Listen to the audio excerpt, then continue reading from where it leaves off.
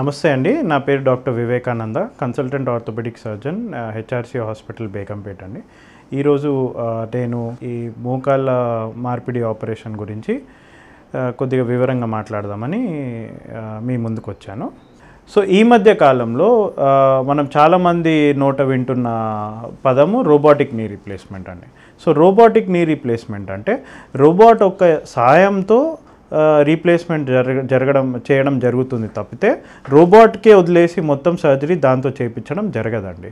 So అయితే ఇప్పుడు robotic రీప్లేస్మెంట్కి ఇప్పుడు నార్మల్గా చేసే నీ రీప్లేస్మెంట్కి ఏమన్నా పెద్దగా డిఫరెన్స్ ఉందా అంటే కరెంట్ అంటే ఇప్పుడున్న స్టడీస్ ప్రకారంగా అయితే పెద్ద డిఫరెన్స్ లేదండి. ఎందుకంటే ఫస్ట్ పాయింట్ ఏంటంటే మీరు గుర్తించాల్సింది, రోబోటిక్ నీ రీప్లేస్మెంట్ అనేది లాస్ట్ అంటే పోయిన 10 సంవత్సరాల కిందనే మొదలైందండి. సో లాంగ్ టర్మ్ స్టడీస్ అనేవి దానికి ఏవి లేవు.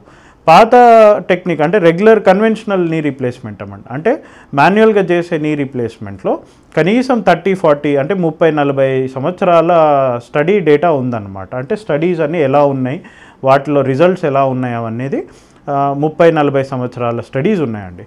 ఇది రీసెంట్గా వచ్చింది కాబట్టి ఫస్ట్ థింగ్ ఏంటంటే దానికి లాంగ్ టర్మ్ స్టడీస్ అనేవి ఏవి లేవు. సెకండ్ థింగ్ ఏంటంటే ఇప్పుడున్న స్టడీస్లో కంపేర్ చేసుకుంటే ఇప్పుడు వరకు జరిగిన స్టడీస్లో పెద్దగా డిఫరెన్స్ లేదని చాలా స్టడీస్ మనకు చెప్పడం జరుగుతుందండి. షార్ట్ టర్మ్ బెనిఫిట్స్ అని ఉంటే లాంగ్ టర్మ్ బెనిఫిట్స్ అని ఉంటాయి. షార్ట్ టర్మ్ బెనిఫిట్స్లో కాస్త డిఫరెన్స్ ఉన్నా కూడా లాంగ్ టర్మ్ బెనిఫిట్స్లో అయితే ఇప్పటి వరకు ఉన్న స్టడీస్లో ప్రకారంగా అయితే ఏమీ డిఫరెన్స్ లేదండి. ఇంకొకటి, సో ఎంత రోబోటిక్ నీ రీప్లేస్మెంట్ అయినా కూడా రోబోట్కి క్యాలిబ్రేషన్స్ అంటామండి. అంటే ఆ వాల్యూస్ అవన్నీ సెట్ చేసేది మళ్ళీ డాక్టరే.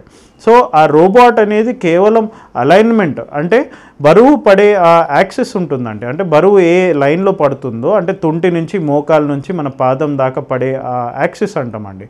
సో ఆ సెంటర్ ఆఫ్ గ్రావిటీ, సో ఆ యాక్సిస్ అనేది ఎలా పడుతుందో దాని ప్రకారంగా రోబోట్ క్యాలిబ్రేషన్ చేసుకొని చేస్తుందంటే పూర్వం అంతా అంటే ఇప్పుడు వరకు మనం మాన్యువల్గా చేసిన వాటిలో కూడా ఆ టెక్నిక్స్ అంటే నీ రీప్లేస్మెంట్ చేసే టెక్నిక్స్ ద్వారా మనం అదే రీక్రియేట్ చేయడం జరుగుతుంది ఇప్పటి వరకు.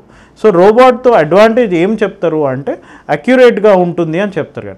కానీ ఇప్పుడు వరకు ఉన్న స్టడీస్లో కూడా సక్సెస్ రేట్స్ ఆల్మోస్ట్ 98% దాకా ఉంటుందండి. 97-98% సక్సెస్ రేట్స్ ఉన్నాయి. సో ఇంతకు మించి సక్సెస్ రేట్ అనేది రోబోటిక్ ఇవ్వగలుగుతుంది అనేది మనం వెయిట్ చేసి చూడాల్సిందే తప్ప ఇప్పుడున్న స్టడీస్ ప్రకారంగా అయితే ఏమి డిఫరెన్స్ లేదండి.